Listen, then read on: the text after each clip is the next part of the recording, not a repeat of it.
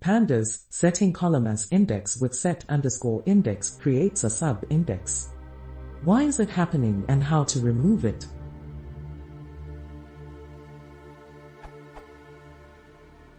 I want to use the first column in a pandas data frame as the row index, so I am trying to do it with pandas.set underscore index 0 in place equals true, but this has the side effect of adding an extra column index.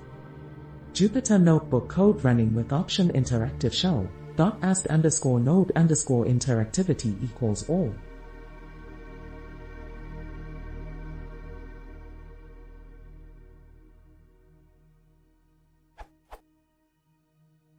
Data frame before set underscore index.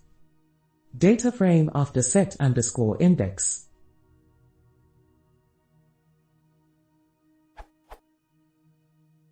The question is, why is there a second index created and how to remove it? The set underscore index docs don't mention anything about a sub-index being created.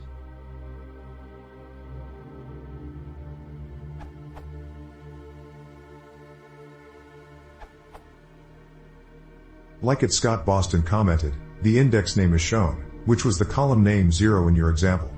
If you like to remove it, you can simply use. So your full code would be.